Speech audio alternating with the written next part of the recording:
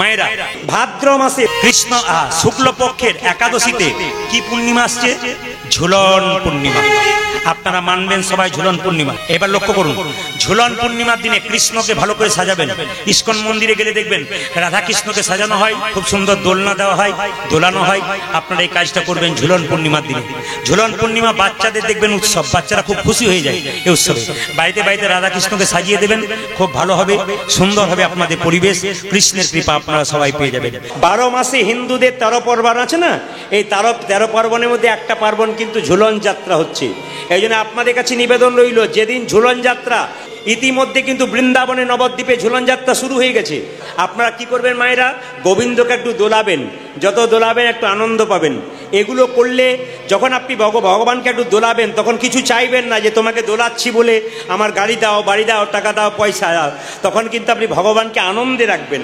ভগবানকে যদি আপনি আনন্দে রাখতে পারেন, ভগবান শ্রীকৃষ্ণ সারা জীবন আপনাকে নিতাই গৌর হরি বল বলে আনন্দেই রাখতে পারে। আপনি ঝুলন যাত্রার সময় গোবিন্দকে দোলাতে পাচ্ছেন না, কিন্তু কেউ যদি দোলাচ্ছে আপনি দেখছেন, তবে আপনার কিন্তু যাত্রা শুভ হবে, জীবনে চলার পথের যাত্রা। তবে শুনে রাখুন মায়েরা, ভগবানকে 3টি রসে কিন্তু যাত্রা, এই ঝুলন যাত্রাতে ভগবানকে 3টি রসে ভালোবাসা যায়। একটা হচ্ছে কি, একটা হচ্ছে বাৎসল্য রস। মা যশোদা গোবিন্দকে দোলাতো না, দোলনাতে, জোরে বলুন। আপনি যদি মা যশোদার ভাব নিয়ে গোবিন্দকে দোলান, তাহলে আপনার বাৎসল্য রসে দোলানো হবে। যদি আপনি ভগবানকে মধুর রসে, মানে রাধারানী এবং গোবিন্দকে দোলনাতে বসিয়ে গোপীরা দোলাতো, আপনার রাধা গোবিন্দকে যদি দোলাতে পারেন, তাহলে আপনি মধুর রসে দোলাতে পারেন। আর সখ্যরস মানে কি, ভগবান যখন বৃন্দাবনে সখাদের সঙ্গে খেলা করত, তখন গোবিন্দকে কি করত না, ভক্তরা ওই মাঠের মধ্যে গাছ দেখতে পেলে তার মধ্যে দোলনা তৈরি করে ভগবানকে দোলাতো। এই জন্য ঝুলন যাত্রা কিন্তু খুব দারুণ উৎসব।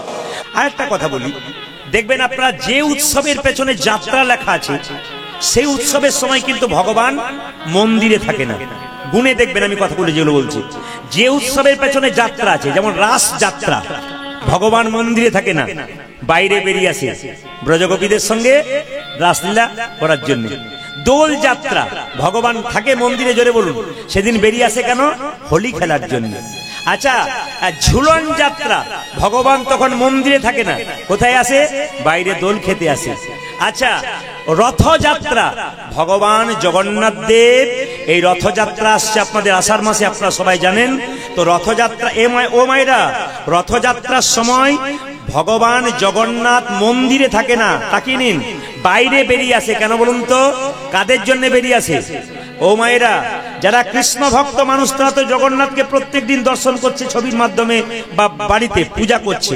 কিন্তু যারা কৃষ্ণকে বিশ্বাস করে না, জগন্নাথকে বিশ্বাস করে না, তাদের জন্য বলে রাখি, তাদের জন্য জগন্নাথ দেখলো যারা অভক্ত, তারাও তো আমার বটে। যারা গুরুমন্ত্র নেয় নাই, দীক্ষা নেয় নাই, যারা হরিবোল বলে না, যারা কোনদিন ভগবানের নাম করে না, সেই দিন জগন্নাথ দেব বেরিয়ে আসে কেন? আমাদের মতো অধম যারা জগন্নাথকে পুজো করি না, জগন্নাথ তাদেরও দেখা দেওয়ার জন্য বেরিয়ে আসে। জগন্নাথ কত কৃপাময় দেখুন। সেদিন জগন্নাথ আমাদের দেখার জন্য সেদিন বিচার করে না তুমি জমিদার না তুমি গরিব, তুমি ব্রাহ্মণ না শূদ্র, তুমি দীক্ষা নিয়েছো না নাওনি, তুমি নিরামিষ খাও কি খাও না। জগন্নাথ দেব বেরিয়ে আসে সবাইকে দেখার জন্য। ওই জন্য জগন্নাথের রথের দড়ি আপনাদের টানা দরকার। মায়েরা, জগন্নাথ মন্দিরে গিয়ে হয়তো রথের দড়ি টানতে পারলেন না, কিন্তু বাড়িতে একটা রথ তৈরি করবেন রথের দিনে।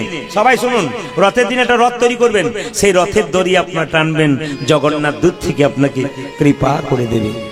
ভগবান বলছেন, কটা আপেল কটা লেবু মন্দিরে দিলে ওটার দিকে তাকায় না, মন মানা ভাবা, তোমার মনটা আমাকে দিলে কিনা ওইটা দেখি।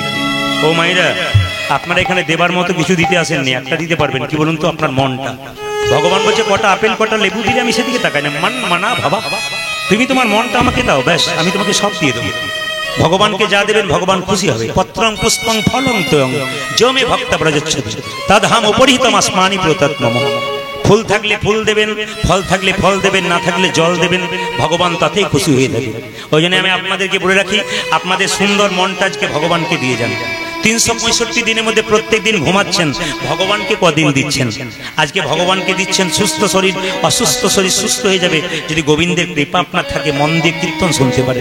স্মৃতি শাস্ত্র যারা পড়েছেন, স্মৃতিশাস্ত্র বর্ণনা করলো সকালবেলায় ঘুম থেকে উঠে দরজার সামনে কোনো ছবি না থাকলে, দেওয়ালে কোনো ছবি না থাকলে নিজের হাতটাকে দেখো, মাথায় ঠেকাও, প্রণাম করো, তোমার গোবিন্দ দর্শন হয়ে যাবে। কেন? করাগ্গে বসতে লক্ষ্মী করমূলে তু সরস্বতী করমধ্যে গোবিন্দম প্রভাতে করদর্শনম। সকালবেলায় সবাই নিজের হাতটাকে দর্শন করবেন। কাল থেকে ঘুম থেকে উঠে সবার কাজ হবে নিজের হাতটাকে দর্শন করা।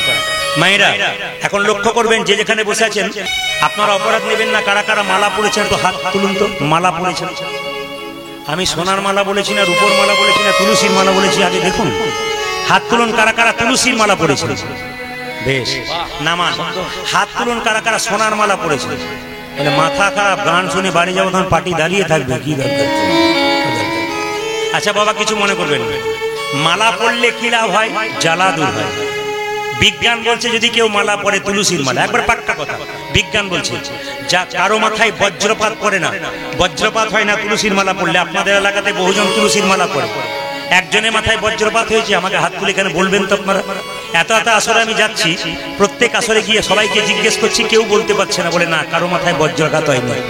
দ্বিতীয়ত, তুলসীর মালা পড়লে বিজ্ঞান বলছে সাপাঘাত হয়, কিন্তু যদি সাপে ছুঁয়ে দেয় তবু কিন্তু সে বেঁচে যায়, যদি তুলসীর মালা আপনারা পড়তে পারেন। মায়েরা, তুলসী পড়ার মালা পড়া বাস্তব যুক্তিটা বলে দিই, বাদ দিই, আগে বিজ্ঞানের যুক্তিটা বলে দিলাম, ধর্মের যুক্তি। এখান থেকে কলকাতা গেছেন ট্রেনে, হঠাৎ আপনি রাস্তায় মারা গেলেন, আমরা বলবো কোথাকার কে? তুলসীর মালা না থাকলে ট্রেন থেকে ফেলে দে। কিন্তু আপনার কণ্ঠে তুলসীর মালা না থাকলে কি বলবো? ওরে, এ একজন কৃষ্ণ ভক্ত, একে যেখানে সেখানে নামিয়ে দিস না, একটা স্টেশনে নামিয়ে দে। কোনো সাধুগুরু বৈষ্ণবের কৃপা হলে দেহটা সৎকার করে দেবার ব্যবস্থা হয়ে যায়। তুলসীর মালা কণ্ঠে নিতে হবে। বাস্তব প্রমাণ কি? আপনাদের রানীশ্বরে কারো বাড়িতে ভোজ হচ্ছে, দেখবেন প্রচুর কুকুর ঘোরাঘুরি করছে, সব কুকুরকে আপনি লাঠি দিয়ে তাড়িয়ে দিচ্ছেন, কিন্তু যে কুকুরের গলায় বেল্ট বাঁধা থাকে তাকে কিন্তু তাড়াতে পারবেন না। বেল্টটা কুকুরটা পরে নাই, তার মালিক পরিয়ে দিয়েছে, এর থেকে বুঝবেন তার একটা মালিক আছে। তা কিছু মনে করবেন না। অনেকে দেখবেন তুলসীর অনেকে তুলসীর মালা পরে আবার আপনাদের এখানে কোন পার্টি নাই।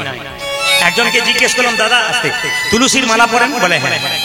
খান খান মানে বাজারে গেলে মাথা খারাপ হয়ে যায়, ওই জন্য খেয়ে ফেলবে। আবার একজন বলছে, দাদা প্রদীপ বাবু, এখন তুলসীর মালা পড়লে সব খাওয়া যায়। বললাম কিরকম? এখন তো মালা সিস্টেম চেঞ্জ, প্যাঁচ সিস্টেম মালা। তার মানে কি বলুন তো, খোলাও যায় পরাও যায়। রাত্রিবেলায় বিয়ে বাড়িতে নিমন্ত্রণ, প্যাঁচ খুলে দিলাম, আবার সকালবেলায় স্নান করে প্যাঁচ লাগিয়ে দিলাম। এই খোলা পড়া পড়লে কিন্তু নিতাই গৌর হরি বল প্যাঁচেই পড়ে যাবেন। এই জন্য জেনে রাখুন মায়েরা, বেগুন গাছ লাগালে তার যেমন বেড়া দেওয়া দরকার, ছাগল গরুতে ছিঁড়ে খাবে না, এই দেহ গাছটাতে তুলসীর মালার বেড়া দিতে হবে। কেন? কামিনী কাঞ্চন ছাগল গরুতে যেন নিতাই গৌর হরি বলে না। এই জন্য কিন্তু আপনারা তুলসীর মালা প্রত্যেকেই ধারণ করার চেষ্টা করবেন যদি পারেন। গুরু মন্ত্র নিয়ে নেবেন। যদি কেউ গুরু মন্ত্র না নেন, থালা থালা আপেল কলা মন্দিরে নিয়ে যাবেন, ভগবান একটাও গ্রহণ করবে না। কিন্তু অনেকে প্রশ্ন করে, গুরু মন্ত্র নেবার বয়স কখন থেকে? এদিকে শুনে নেবেন মায়েরা, গুরু মন্ত্র দেবার বয়স কখন থেকে? বাচ্চাদের 8 বছর বয়স পেরিয়ে গেলে আপনি বাচ্চাকে গুরু মন্ত্র দিতে পারেন। গুরু কি পরিবর্তন করা যায়? রামকৃষ্ণ পরমহংসদেব বললেন, গুরু পরিবর্তন করা যায়। কি রকম? ডাক্তার যদি চিকিৎসা করতে করতে আমার রোগ ভালো না করতে পারে, তাহলে আমি যেমন ডাক্তার পরিবর্তন করতে পারি, গুরু যদি আমাকে ঠিক মতো পথ দেখাতে না পারে, শুধু উল্টো পাল্টা কথা বলে এবং আমার পথটাকে নষ্ট করে দেয়, সেই গুরুকে ত্যাগ করা যায়। সৎ গুরু কোনোদিন ত্যাগ করা যায় না, কিন্তু অসৎ গুরু ত্যাগ করা যায়। একটি প্রমাণ আপনাদের দিয়ে দিই, একটু মন দিয়ে শুনে নেবেন। এখন কিন্তু কীর্তন চলাকালীন কেউ পয়সা দিতে আসবেন না, আসলে আমার নিবেদন রইল, মন দিয়ে শুনবেন। একটা বাড়িতে একজন গুরুদেব এসছে, মেয়েটিকে বলছে, মা তোর বাড়িতে এলাম, কিছু ব্যবস্থা করে দে। বলছে, বাবা আপনার পা গুলো ধুয়ে দিই। তাকাবেন, মেয়েটি পাটা ধুয়ে দিয়েছে। বাবা এবার একটু জল পান করুন, জল সেবা করুন। তখন গুরুদেব বলল, তোর বাড়িতে জল সেবা করব না। বলে, আপনি তো আমাকে গুরু মন্ত্র দিয়েছেন, কেন জল সেবা করবেন না? বলে, তোদের এখন আচার বিচার ঠিক হয় নাই। মেয়েটি বলছে, আমি জানি গুরু কৃপাহি কেবলম, গুরুর কাছ থেকে মন্ত্র নেওয়ার পর তো দেহ শুদ্ধ হয়ে যায়, আমি তো ভগবানকে দিতে পারি, আপনাকে দেবো না কেন? তোর হাতে জল খাবো না বললাম তো। তখন মেয়েটি বলে উঠলো, বাবা আমার হাতে যদি জল না খান তাহলে এক কাজ করুন। বলে কি? মিনারেলস ওয়াটারের বোতল একটা এনে দিই, ওটা খান। বলে কোনো অসুবিধা নাই। তখন মেয়েটি বলছে, বাবা আমার হাতে জল খেলেন না, আর মিনারেলস ওয়াটারের বোতলে যে জলটা ভরা আছে ওটা কোন জাতের লোক ভরেছে আপনি বুঝলেন কি করে? বিচার করবেন কিন্তু কথাগুলো, সৎগুরু বিচার করবেন, অসৎগুরু বিচার করবেন। যেই না বলেছে যে মিনারেলস ওয়াটারের বোতলে যে জল ভরেছে সে নখগুলো কেটেছে না পায়খানা কাপড়ে ভরেছে, আপনি বুঝলেন কি করে? এই দিকে তাকাবেন। গুরু বলল, অত কথায় কাজ নেই, এ খিদে পেয়েছে রান্না করব, একটা গ্যাস সিলিন্ডার এনে দে। সঙ্গে সঙ্গে মেয়েটি বলল, কোনো অসুবিধা নাই, গ্যাস সিলিন্ডার এনে দিলাম। যেই না গ্যাস সিলিন্ডারটা দিয়েছে অমনি মেয়েটা বলল, বাবা রান্না করার আগে একটা কথা আছে, যে গ্যাস সিলিন্ডারটা দিলাম গতকাল তাতে মাছ মাংস রান্না হয় নাই, আপনি জানলেন কি? তখন গুরু কুপকাত হয়ে গেছে, শেষে বলছে, এক কাজ কর, সামান্য মুড়ি দিয়ে দে, খেয়ে চলে যাব, রান্না করার দরকার নাই। শেষে মেয়েটি বলছে, আমি আপনাকে মুড়ি দিতে পারি, কিন্তু আপনি মুড়ি ভাজার কলে গেছেন? বলে না যায়নি। বলে গিয়ে একবার দেখবেন, মুড়ি ভাজার আগে মুড়ি ভাজার পরে যে যারা মুড়ি ভাজে তারা পায়ে করে কেমন করে, আপনি খাবেন কি? গুরু কুপকাত হয়ে গেল। মায়েরা, গুরু যখন আপনাকে মন্ত্র দেবে আপনার হাতে সবকিছু গ্রহণ করবে, এ হলো সৎ গুরু। যাকে তাকে গুরু করবেন না। রামকৃষ্ণ পরমহংসদেব বলেছে, কাঁচা গুরু কারা? মন্ত্র দেবার আগে চুক্তি করে যারা। পাকা গুরু কারা? মন্ত্র দেবার আগে চুক্তি করে না। মায়েরা, মন্ত্র দেবার আগে কোন গুরু যদি বিরাট একটা ফর্দ তৈরি করে দেয় আপনার সামনে, এই চাই সেই চাই, আপনাকে শোষণ করতে চাই, উনি গুরু নন। গুরু তিনি তোর যা আছে তাই দে। না বাবা আমার তো কিছু নেই, তোর ভক্তিটুকু আমার চরণ তলে দে। যিনি আপনার ভক্তিটুকু চরণ তলে নিয়ে প্রতি বছর আপনার বাড়িতে এসে আপনাকে পরীক্ষা করে দেখবে আমি যে মন্ত্র দিয়েছি ঠিক ঠিক ভজন করছে কিনা, এটাই হচ্ছে আসল গুরু। আমি আপনাদের বুঝিয়ে দিয়ে যাই, মা মন দিয়ে শুনুন। রামকৃষ্ণ দেবকে স্বামী বিবেকানন্দ জিজ্ঞেস করেছিল, গুরু মন্ত্র তোমার কাছে নেবো কেন? নিতে গেলে তো গ্লাস বাটি টাকা পয়সা দিতে হবে, একটা বইয়ের নাম করে দাও, যে বইতে মন্ত্রটা লেখা আছে ওইটা বলে দেবো, তাহলে আমার ভজন হয়ে যাবে, অত কানে নেবার কি দরকার আছে? সঙ্গে সঙ্গে রামকৃষ্ণের একটা শিক্ষা দিয়েছিলেন। এই প্রশ্ন আপনাদের অনেকেই করে, আমি বিভিন্ন জায়গায় কীর্তন করতে যাই, একজন গুণীজনের আবির্ভাবে আসে, খুব ভালো মানুষ এবং যিনি আমাকে খুব ভালোবাসেন, অতি স্নেহে অতি ভালোবাসায় খুব ভালোবাসেন। আপনারা তো সবাই চেনেন নাকি, আর কি বলবো। আপনাদের ঝাড়খণ্ডের মাটিতে শুধু গুণী নয়, উনি গোটা ভারতবর্ষের মাটিতে কীর্তন জগতের একজন মহান মানুষ, তার সঙ্গে উনি ছিলেন।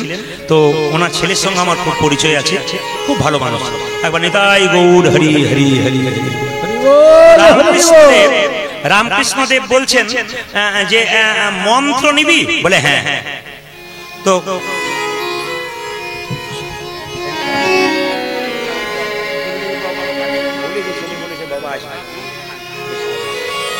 উনি শরীর খারাপ, 8 ঘন্টা থাকবেন, শুধু আমাকে দেখা করতে এসছেন, খুবই শরীর খারাপ ওনার। উনি 8 ঘন্টা বললেন, আমি কোনো রকম কষ্ট করে বসবো, এখানে এলাম। সবাই মিলে রাধা রানী কি, শ্যাম সুন্দর কি, মদন মোহন কি, জেনে নিন আপনারা। তো রামকৃষ্ণদেব বললেন যে আচ্ছা তুই বলছিস বই থেকে মন্ত্র পড়ে নিলে হবে? হ্যাঁ তাতেও হবে, আর মন্ত্র কানে নিলেও হবে। বলে কিরকম? দুটোর মধ্যে তফাৎ আছে মায়েরা। বই পড়ে মন্ত্র ভজন করা তাতেও লাভ হবে, আর গুরু কাছে মন্ত্র নিলে তাতেও লাভ হবে। কিরকম লাভ হবে?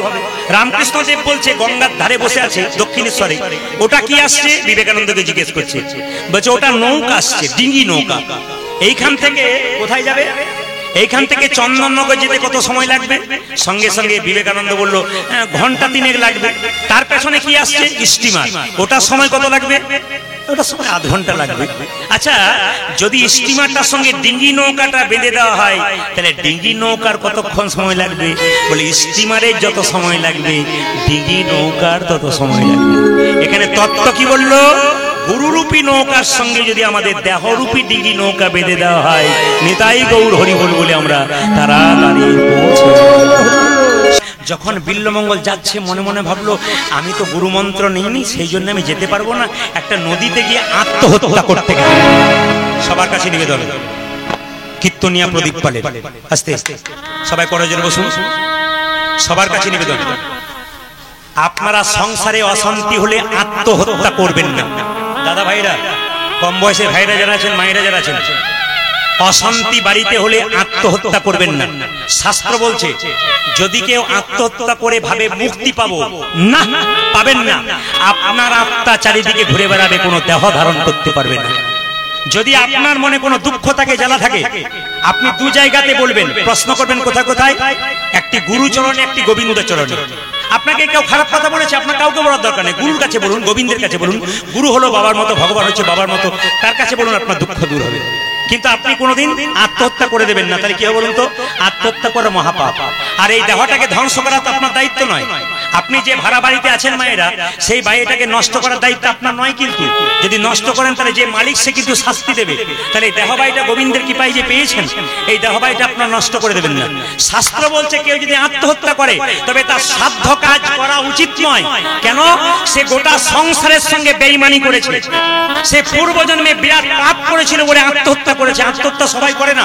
শাস্ত্র বলছে পূর্বজন্মে বিরাট পাপ থাকে যার, একমাত্র সে আত্মহত্যা করে, বাকি কেউ করে না। কিন্তু এই জন্য আত্মহত্যা করলে শাস্ত্র বলছে তার সাধ্য কাজও পর্যন্ত করবে না। কেন? সে বেঈমানি করেছে তার মায়ের সঙ্গে, তার বাবার সঙ্গে, এত কষ্ট করে জন্ম দিয়ে মানুষ করলো আর আত্মহত্যা করে দিল, মানে গোটা সংসারের সঙ্গে সে বেঈমানি করলো, তার সাধ্য কাজ করা উচিত নয়। শাস্ত্র বলে দিয়েছে। তবু আমরা করি কেন? তার আত্মার শান্তির জন্য আমরা করি। মাথায় রাখবেন, মনে রাখবেন কথাগুলো। যে যেখানে বসে আছেন খুব মন দিয়ে শুনবেন। আত্মহত্যা আপনারা করবেন না। বিল্লমঙ্গল আত্মহত্যা করতে গেল, সমগিরি মুনি তাকে ধরে বলল, গুরু মন্ত্র দিল। বিল্লমঙ্গল বৃন্দাবনে পথে যাচ্ছে, হঠাৎ দেখতে পেল অহল্যাকে। মায়েরা, অহল্যা সুন্দরী রমণী, তার স্বামীর নাম বণিক। অহল্যা জল নিয়ে, মাথায় কাপড় নিয়ে যখন দরজায় ঢুকতে যাচ্ছে, আমার দিকে তাকাবেন, তখন বিল্লমঙ্গলকে দেখে অহল্যা দরজাটা লাগিয়ে দিল। কেন? লোকটা স্বভাব ভালো নয়, কেমন তাকাচ্ছে। অহল্যা বাড়ির ভেতরে ঢুকে গেল, আর বিল্লমঙ্গল চিৎকার করে বলল, ভিক্ষাং দেহি মাতো,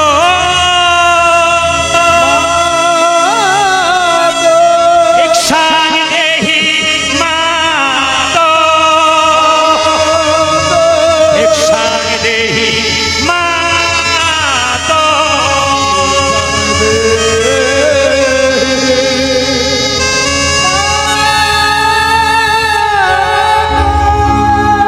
কে আসো মা, ভিক্ষা দাও। স্বামী বলে উঠল, কি ব্যাপার? বৈষ্ণব ব্রাহ্মণকে দেখে দরজা আটকে দিলে কেন? অতিথি বাড়িতে এলে নারায়ণ, তাকে দেখলে দরজা বন্ধ করতে নাই। সে যে চোখে তাকাচ্ছে তাকাক, তাকে দিকে দিয়ে তুমি দান করে দাও, কিন্তু অবমাননা করে দরজা বন্ধ করবে। মায়েরা, অতিথি যদি ফিরিয়ে দিন বাড়ি থেকে, তাহলে কিন্তু আপনার সংসারের অমঙ্গল হয়। অহল্যা স্বামী বলল, শুধু ব্রাহ্মণ নয়, বৈষ্ণব বটে, এসব ব্রাহ্মণ কি চাও?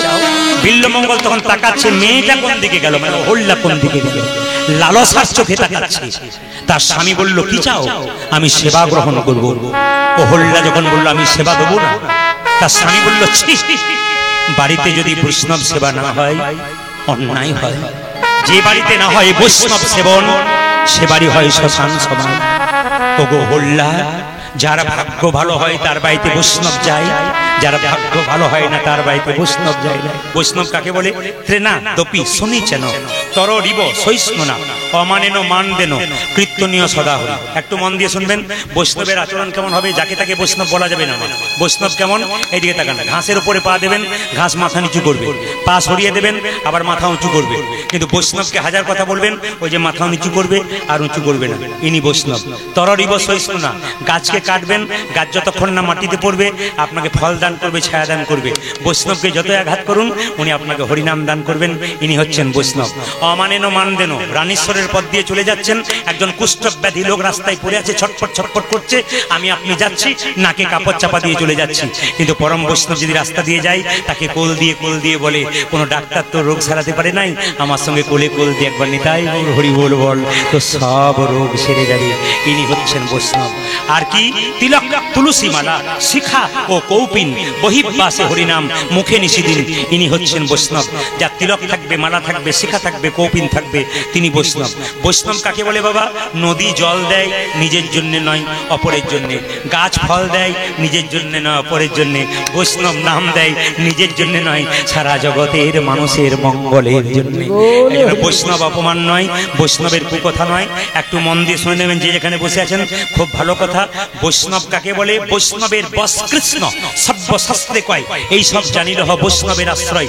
বৈষ্ণবের আশ্রয় তবে বৈষ্ণবেতে হইব যদি ক্ষুদ্র অপরাধ, মহা মহা ভজন হইতে পড়ে যায় বাদ। ওই জন্য বৈষ্ণবের চরণ অপরাধ করবেন না। বৈষ্ণবকে দেখলে মাথা নোয়াবেন কেন? একটা সোনার কলসি যতই দামি হোক না কেন, একজনের কাছে মাথা নত করতে হয়। কার কাছে বলুন তো? একটা গ্লাসের কাছে। আপনি কয়েকশো কোটি টাকার মালিক হন, যদি বৈষ্ণবের চরণে মাথা নত না করতে পারেন, আপনার টাকা পয়সার কোনো দাম থাকবে না। আর বৈষ্ণব কাকে বলে? এই দিয়ে তাকান, হাটে আপনি গাভী কিনতে গেছেন, বাছুর কিনতে গেছেন, আপনি গাভীটাকে টেনে আনছেন, কিন্তু কোনো মতেই বাছুর আসছে না, গাভী আসছে না। কেন? বাছুরটাকে কোলে করে এগিয়ে যান, গাভীকে ডাকতে হবে না, বাছুরের পেছন পেছন গাভী চলে যাবে। ভগবানকে ডাকবার জন্য কোনো কিছু দরকার নাই, বৈষ্ণবের চরণ ধরে এগিয়ে যান, ভগবানকে ডাকতে হবে না, ভগবান তার পেছনে পেছনে চলে যাবে। জেনে নিন, হাজার হাজার বটের ফল বট গাছে হয়, কিন্তু একটাও নিচে পড়ে চারা গাছ হয় না। পাখি থেকে ছাতের কান নিচে পায়খানা করলে তার থেকে চারা গাছ হয়। সবার মুখে হরিনাম শুনলে কৃষ্ণ প্রেমের অঙ্কুর হয় না। যতক্ষণ না বৈষ্ণবের মুখে মধুমাখা নাম শুনবেন, ততক্ষণ জীবের উদ্ধার উন্নতি জীবনে কোনোদিন হবে। এই জায়গাতে বলবো, আপনারা সবাই মাথায় কাপড় নিন। দাদা ভাইদের কাছে রুমাল তোয়ালে থাকলে আপনার মাথায় নিন। কারণ আমি এক জায়গার ভক্ত আপনাদের বলে যাই, বাবার মন্দিরে কীর্তন হচ্ছে, কিন্তু এখানকার কমিটির ছেলেরা বলেছে কীর্তন হবে, বৃষ্টি হলে কোনো অসুবিধা হবে না। বাবার আশ্রয়ে আপনারা আছেন, কেউ পেছন দিকে তাকাবেন না। কেন বলুন তো? বাবা পুষ্প বৃষ্টি দিচ্ছে, আপনারা খুব আশীর্বাদ পাচ্ছেন বাবা। তাই সবাই করজোরে বসুন, দর্শন করুন। আজকে অহল্যার চরিত্রটি কি করছে দেখুন। অহল্যা মাথায় কাপড় নিয়ে অন্ন ব্যঞ্জন তৈরি করে বিল্লমঙ্গলকে দিতে যাচ্ছে। বিল্লমঙ্গল মনে মনে ভাবছে, এই অহল্যা, তুমি আমাকে সেবা দেবে, চিন্তাময় ত্যাগ করেছি, আমি তোমায় পেয়েছি, ছাড়বো না। আসলে কি বলুন তো, নিম পাতাকে যতই মিষ্টি রসে ভেজান, নিম পাতার তেতো কিন্তু জীবনে যায় না। এ সংসারে নিন্দুক লোক কিছু আছে, দেখবেন আপনি যতই ভালো কাজ করুন, ওর মুখে কোনোদিন ভালো কথা শুনবেন না। কেন? ও জন্মের সময় ওর মা মুখে নিম পাতা দিয়েছিল, ওই জন্য নিমের মতো বচন বলে। এই জন্য সাধুগুরু বৈষ্ণবের সঙ্গ করুন, যারা ভালো মানুষ তাদের সঙ্গ করুন, জীবনে লাভ আছে। দেখবেন যারা নিন্দা করে করে বেড়ায়, শ্মশান ঘাটে দেখবেন চিতাতে তারা পড়ে না, বাঁশের লাঠিতে বারবার আঘাত করতে হয়, তারপর পড়ে।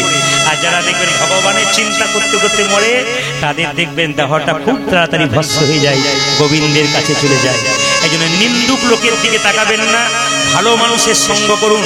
দেখবেন যারা ভালো মানুষ সব কিছুতেই ভালো, আর যারা নিন্দুক তারা দেখবেন খুঁত খুঁজে বেড়ায়। আপনাদের সামনে নিবেদন রইল, আমার দিকে তাকান। অহল্যা মাথায় কাপড় নিয়ে সেবা দিতে যাচ্ছে, বিল্লমঙ্গল সেবা পেল, অহল্যা মাথায় কাপড় নিয়ে চলে গেল। হঠাৎ অহল্যার স্বামী বলে উঠল, বণিক ঠাকুর, সেবা তো নিলে, এবার কি চাও? ব্রাহ্মণকে সেবা দিলে দক্ষিণা দিতে হয়, তুমি কি দক্ষিণা নেবে? বিল্লমঙ্গল সুযোগ পেয়ে গেল, এই তো সুযোগ পেয়েছি, আমি আজকে দক্ষিণা স্বরূপ এই মেয়েটাকে চেয়ে বসবো।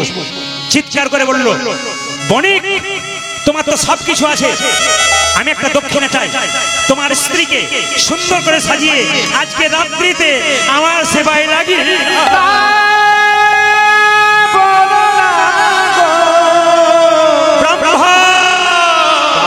তুমি এমন করে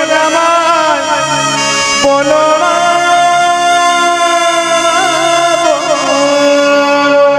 মায়েরা মায়েরা একটু তাকাবেন, যে যেখানে বসে আছেন। এই জিনিসটা যদি আপনার জীবনে হয়, আপনি কি করবেন? দেখুন, যখনই বলে যে স্ত্রীকে চাই, আপনার স্বামী যদি আপনাকে কোনো পুরুষের কাছে নিয়ে যায়, তার কামনা পূর্ণ করার জন্য আপনি কি দেবেন? আপনি কি যাবেন? আপনি যাবেন না। কিন্তু অহল্যাকে গিয়ে তার স্বামী বলল, অহল্যা আজকে এমন একটা জিনিস ব্রাহ্মণ চেয়েছে, আমি দিতে পারবো না। কি? তোমাকে চেয়েছি। আমাকে? হ্যাঁ। অহল্যা শুনে ভগবানের চরণে কেঁদে কেঁদে বলল, এ কথা শোনার আগে আমার মৃত্যু হলো না কেন?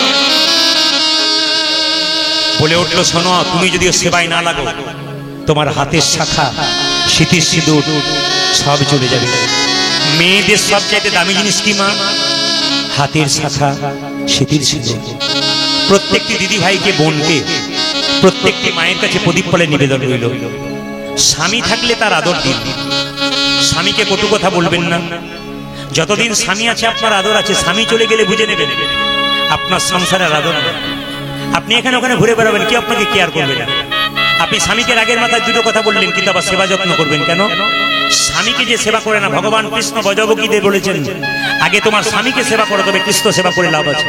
যে স্বামীকে সেবা করে না সে কৃষ্ণকে সেবা করে, তার কোনো লাভ হয় না। এদিকে যে স্বামী সেবা করে না, কৃষ্ণ সেবা করে, তার কিন্তু লাভ হয় না।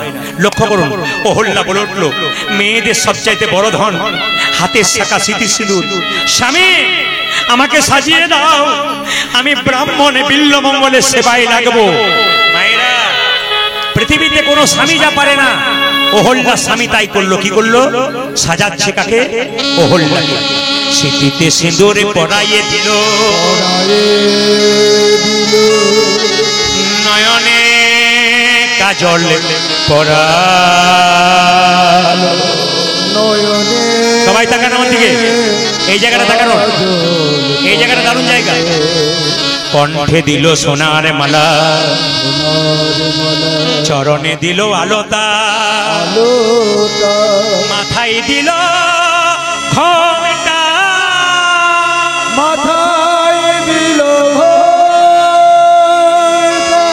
মায়েরা, যে যেখানে বসে আছেন আমার দিকে তাকাবেন, অনুভব করবেন যদি আপনার জীবন এরকম হয়। অহল্যাকে তার স্বামী সাজিয়ে দিয়ে যখন বিল্বমঙ্গলের কাছে নিয়ে যাচ্ছে, বিল্বমঙ্গল যে বাড়িতে বসে আছে, অহল্যার স্বামী অহল্যাকে সেই বাড়িতে ঢুকিয়ে দিয়ে দরজাটা বন্ধ করে দিল। অহল্যা মনে মনে ভাবলো, ছি ছি ছি, ঘৃণায় লজ্জায় আমার শরীরটা জ্বলে যাচ্ছে, ছি ছি, আমি কি করে ব্রাহ্মণের সেবায় লাগবো, ছি ছি, আমার লজ্জা করছে, ছি ছি। পরক্ষণে মনে মনে ভাবলো, না না, যদি ব্রাহ্মণের সেবায় না লাগি, হাতের শাখা, সিঁথির সিঁদুর আমার থাকবে না, আমি যে বিধবা হয়ে যাব, আমি যে স্বামী হারা হয়ে যাব। অনেকক্ষণ ধরে বিল্বমঙ্গল মাথা নিচু করে বসে আছে। অহল্যা বলল, কি গো ব্রাহ্মণ, তুমি আমাকে গ্রহণ করছো না কেন? তুমি বসে আছো কেন? ও তখনও পর্যন্ত বিল্বমঙ্গল মাথা নিচু করে বসে আছে। বিল্বমঙ্গলকে অহল্যা বারবার বলছে, কি ব্যাপার, আমি তো আমার দেহটাকে সেবার জন্য তোমার কাছে এনেছি, তুমি সেবা করবে না কেন? তুমি আমার দিকে তাকাও, আমার রূপের দিকে তাকাও, আকৃষ্ট হও। সঙ্গে সঙ্গে বিল্বমঙ্গল যে না মাথাটা তুলেছে, অহল্যাকে দেখেছে, অমনি চমকে গেছে। অহল্যা বলছে, ঠাকুর তুমি আমার মুখের দিকে তাকাচ্ছ কেন? তুমি আমার মুখের দিকে তাকাচ্ছ কেন? বিল্বমঙ্গল বলে উঠল, তোমার মুখের দিকে তাকাচ্ছি কেন জানো? ছোটবেলায় আমার মা মরে গেছে, তো তোমার মুখটাকে দেখে আমার মরা মায়ের মুখটা মনে পড়ে।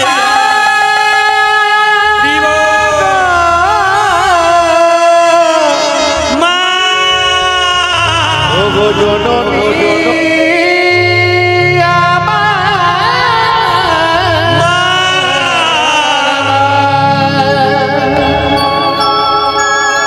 জীবনে যে কোনোদিন মা হতে পারে নাই, তাকে যদি কেউ একবার মা বলে দেয়, তার অন্তরটা কেঁদে ওঠে। অহল্যা বলে উঠলো, আমি তো মা হতে পারি নাই, আমাকে তুই মা বলে ডাকলি আমার প্রাণ মন সব জড়িয়ে গেল। তুই আমায় মা বলে ডাকলি, আরেকবার ডাক, আরেকবার বল মা, আমার হৃদয় জুড়ে যাবে, আমায় মা বল, আমায় মা বল, আমায় মা। যে না মা বলেছে, কি চাস তুই? মা। এই নয়ন দুটো আমার কামিনী কাঞ্চনে মেতে গেছিল। আমি কৃষ্ণ ভজন করবার জন্য বৃন্দাবনে যাচ্ছিলাম, তোমার মতো নারীকে দেখে আমার নয়ন কামিনী কাঞ্চনে মেতে গেছিল। ওগো মা, এই নয়ন দুটো আমাকে কৃষ্ণ ভজন থেকে বাধা দিয়েছে। ওগো মা, তোমার মাথায় যে দুটো সোনার কাঁটা আছে, ওটা আমাকে দাও। কি করবি? ওই কাঁটা দুটো দরকার। অহল্যা বুঝতে পারে নাই, বিল্বমঙ্গল যেই না সোনার কাঁটা দুটোকে নিয়ে চোখের সামনে নিয়ে গেছে। ওরে নয়ন, তুই আমায় কৃষ্ণ ভজন করতে দিলি না, এই দেখ আমাকে কামিনী কাঞ্চনে মাতিয়ে দিলি, এই দেখ আমার চোখ দুটোকে আমি অন্ধ করে দেবে কি? মাগো তোমার চরণে সপে দিলা আমার দুটি নয়ন তারানি, তাই গৌরব চরণে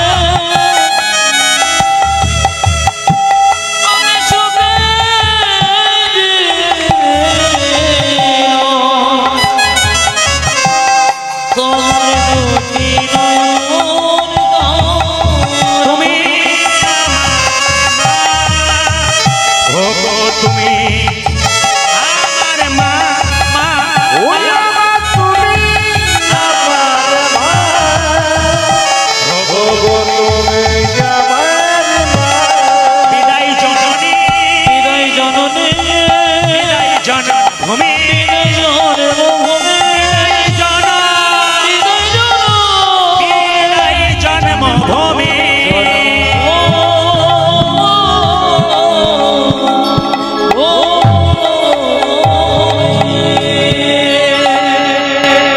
অগণিত ভক্ত এত রাত্রি পর্যন্ত আপনারা বসে আছেন। আপনাদের কাছে নিবেদন, এই জায়গাটা দর্শন করুন। বিল্লমঙ্গলের চোখে গড় গড় করে রক্ত পড়ছে। ভগবান গোয়ালার বেশ ধারণ করে বিল্লমঙ্গলকে খাবার দিতে আসছে। বিল্লমঙ্গল অন্ধনয়নে বসে আছে, যেতে পারছে না বৃন্দাবনে। এখন লক্ষ্য করুন, ভগবান গোয়ালার বেশ ধারণ করে। মায়েরা, যদি কোনো ভক্ত ভগবানকে ডাকে এবং অভক্ত অবস্থায় থাকে, ভগবান তার কাছে আসে কেন বলুন তো? হাজার হাজার সাপের মধ্যে একটা সাপের মাথায় মণি থাকে। যে সাপের মাথায় মণি থাকে তাকে খাবার জোগাড় করতে হয় না, অন্ধকারে বসে খাবার জোগাড় হয়ে যায়। বিল্লমঙ্গল বসে আছে, ভগবান যাচ্ছে, উলু ধুয়ে দেবেন। হাত কাঁধে লইয়ে দধি ভাণ্ড চলে আমার প্রাণে গো, নাচিয়া নাচিয়া আমার কাঁধে লইয়ে দধি ভাণ্ড চলে আমার প্রাণে গোবিন্দ, নাচিয়া নাচিয়া। সবাই মিলে দর্শন করুন, সেবা দর্শন করুন। করজোরে বসুন, করজোরে বসুন সবাই। কাঁধে লইয়ে দধি ভাণ্ড চলে আমার প্রাণে গো, নাচিয়া নাচিয়া। ও যারে কাঁধে লয়ে দধি ভাণ্ড চলে আমার প্রাণে গোবিন্দ, নাচিয়া নাচিয়া।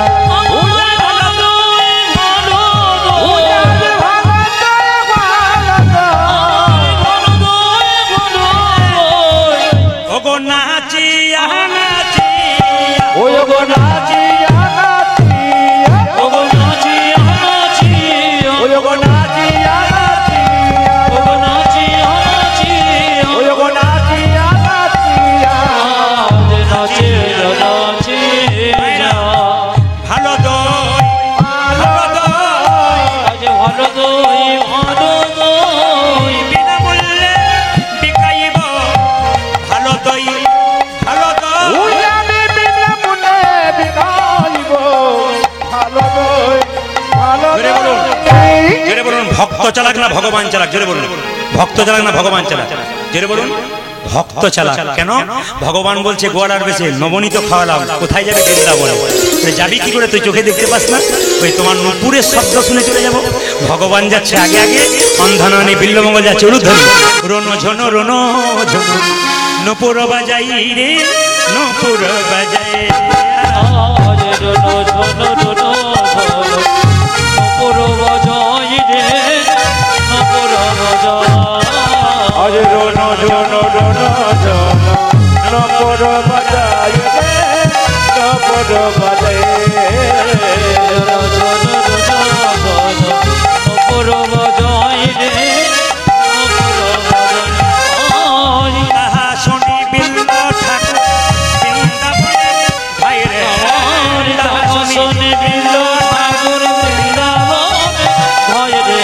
তাহা শুনি বিল্ল ঠাকুর বৃন্দাবনে ভাই রে। আজ তাহা শুনিয়া বিল্ল ঠাকুর বৃন্দাবনে যায়। রণ ঝন রণ নপুর বাজাই রে, নপুর বাজাই। উজানে রোন ঝন ঝন নপর বাজাই রে, নপর বাজাই। সবাই দর্শন করুন। বিল্লমঙ্গল কৃষ্ণের কাছে গেল, চিন্তামণি কৃষ্ণের কাছে গেল। সবাই হাতগুলো তুলুন একসঙ্গে, সবাই তুলুন। সবাই সবাই মিলে হাত তুলে। রাধা গোবিন্দ বসেছে, বিল্লমঙ্গল চিন্তা বসছে। একবার বসে বসে হাত তুলবেন। দেখে আপনাদের বাবা রামেশ্বর নাথের কাছে কি সুন্দর তালি দিতে পারে। সবাই বসে বসে একসঙ্গে হাত তালি, একসঙ্গে তালে তালি। বাহ, তালি।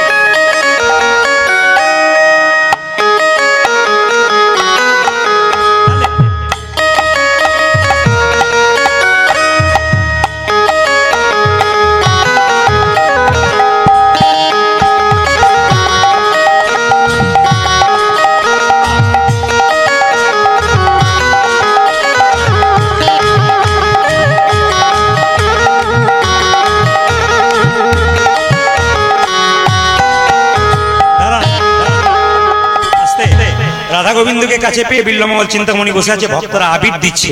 আর কি বলছে দেখুন, কৃষ্ণকে কি বলছে। তবে হাত তুলুন, বাজনা বাজাও, হাত তুলে একসঙ্গে তাড়াতাড়ি। সুন্দর তালি, সুন্দর তালি।